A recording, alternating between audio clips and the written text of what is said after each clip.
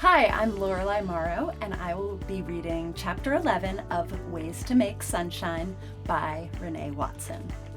Chapter 11, Water. All week long, I've been tying up my hair at night, wearing a shower cap in the tub, and pulling my hood over my head whenever I am outside. I'm doing the best job at not getting my hair wet. On Friday, Mom helps me pack for Amanda's birthday slumber party. I am almost finished getting ready when Mom tells me, "Don't forget your scarf and shower cap, and make sure you sign the birthday card. It's on the dresser." Then Mom looks the invitation over one more time and says, "Ryan, it says here to bring a swimsuit just in case you all go swimming. I'll pack your swimsuit, but I don't want you getting in the pool, okay? You can sit on the side and get your feet wet, but no swimming. Your hair has only been pressed for a week. Let's keep it looking nice," she tells me. "But Mom, I love to swim," I remind her. "I took swimming lessons when I was 3 years old, and every summer we all go to Matt Dishman Community Center and swim during the family swim hour. Ryan, I am serious. You hear me? You better not get in that pool." "Yes, ma'am," I say. I don't even say it in a pouting voice, because I know if I do, Mom might say I can't go at all, and that would be worse than not being able to swim. On the way to Amanda's, all I can think about is the fun we are going to have. I wish Kiki were coming.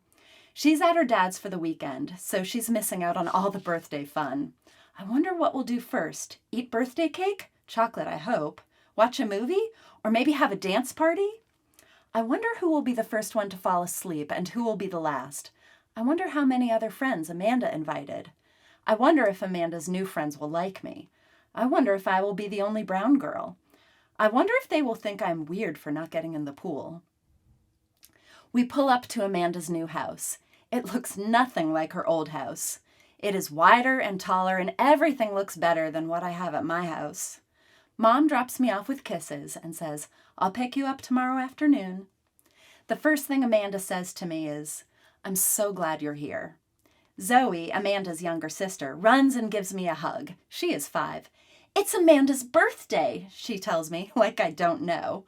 I smile and hug her back. Amanda introduces me to everyone. There are 4 other girls, Haley, Caitlin, Red, and Sophie. All the girls are white except Sophie. She is brown too, and much lighter than me, with curly hair like Amanda's. We spend the first hour dancing to one of Amanda's new video games, where you can hold the control and follow the steps on the screen. We're all pretty good at dancing, except Red, who's getting more and more frustrated the more points me and Haley get. Zoe is in the way, dancing wild and not even following the guide. Mrs. Keaton takes her to her playroom. "Come on, I'm going to put on a movie for you to watch," she says, and they disappear. We eat pizza and drink so much soda, my belly is tight. Then we sing happy birthday and eat cake, not chocolate, but still good. Red complains that my slice of cake is bigger than hers, and it is, but not by much, and anyway, who is she to make such a big deal about whose slice is bigger? It's not her birthday, and if Amanda doesn't care, she shouldn't care. So while she's going on and on about her slice being smaller than mine, while she's not looking, I slide an even smaller piece close to her and exchange it. So now she really does have the worst slice that was cut. There's not that much frosting on it either. Haley sees what I've done and smiles at me. Red doesn't even notice because she's talking and talking about me and Amanda, about a friendship she knows nothing about.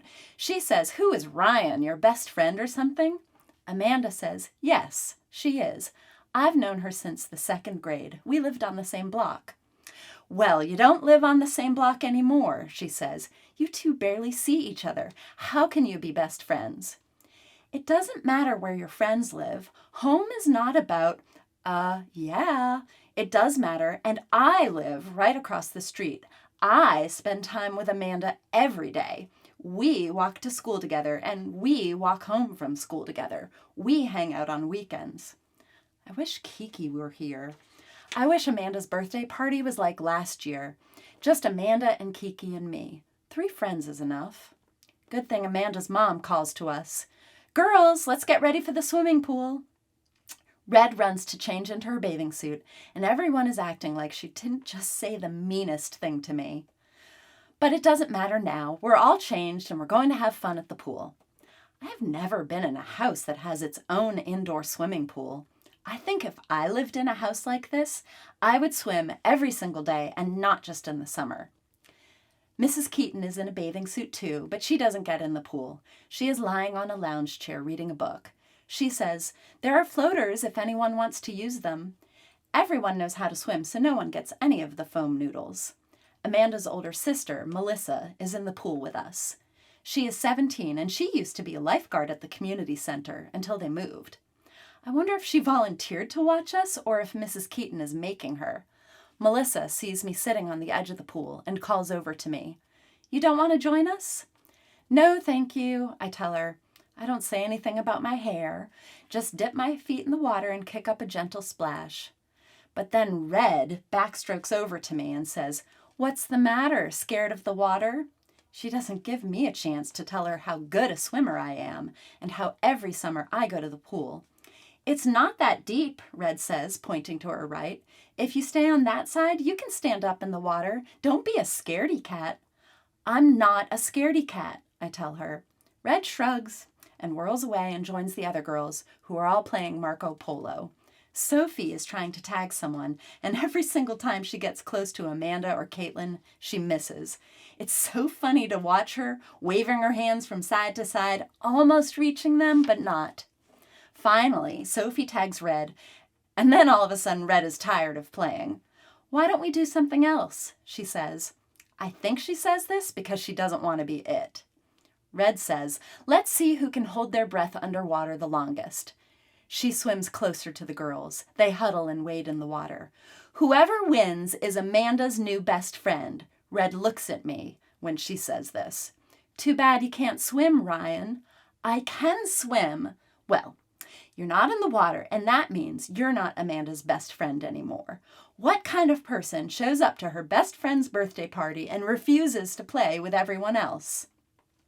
I am not going to let some girl named after a color in the rainbow tell me I am not Amanda's best friend. I get up, go into Amanda's bedroom, and take my scarf and shower cap out of my suitcase.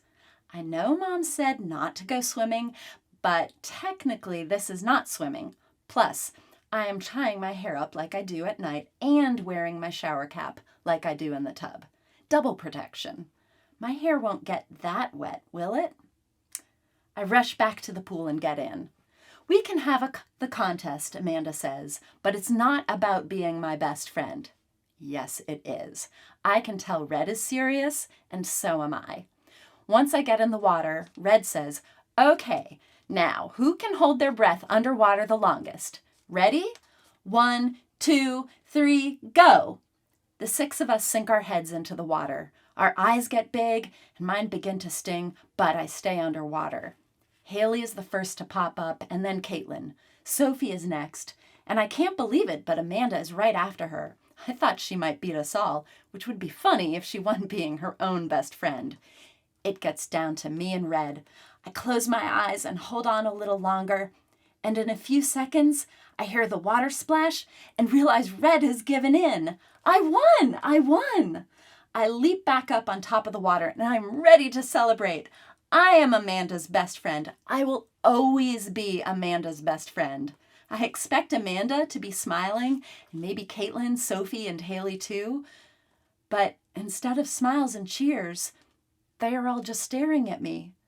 "What happened to your hair?" Haley asks. I lift my wet arm and feel around my head.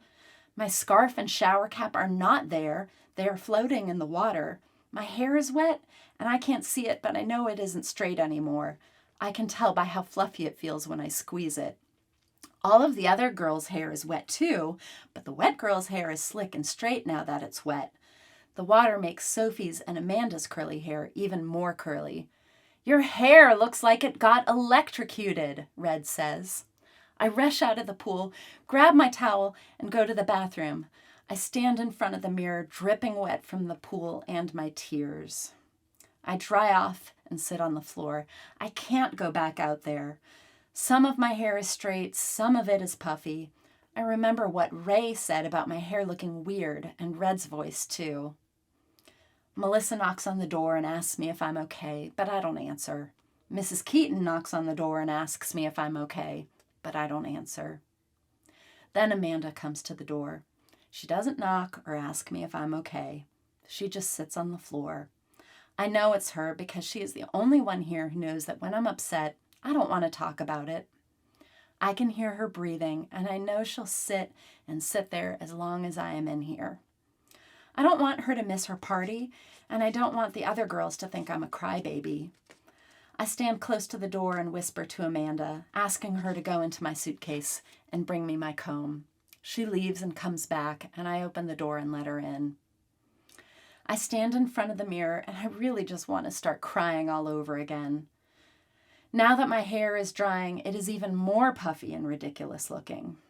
I stare at myself and my tangled hair and try to remember what Grandma said about beauty. I think maybe I acted ugly today, wanting to prove Amanda was my best friend, swapping Red's cake and wanting to show off. Red is at the door, knocking and saying, "Amanda, come on. You can't stand in there and baby her all night. Why are you two even friends?"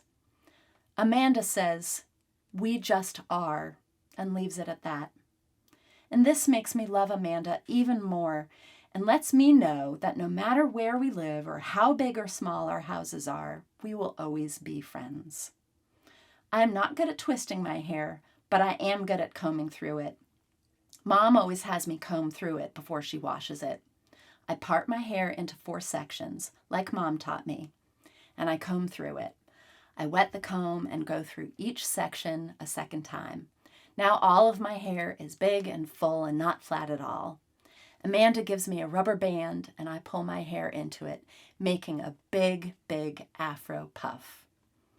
I don't wait for a compliment from Amanda. I like the way my hair looks. And this way, I don't have to worry about water, the shower, the rain, or the pool. I like the way my hair looks, like one massive storm cloud, how if I stretch it, it boings back into place. I don't know what kind of trouble I'll be in when Mom finds out what happened, and I feel bad that Grandma wasted her time. But right now, I try not to think about that. I walk out of the bathroom with my best friend and my natural hair, and I try to be the beautiful person Grandma says I am. Stay tuned for Chapter 12.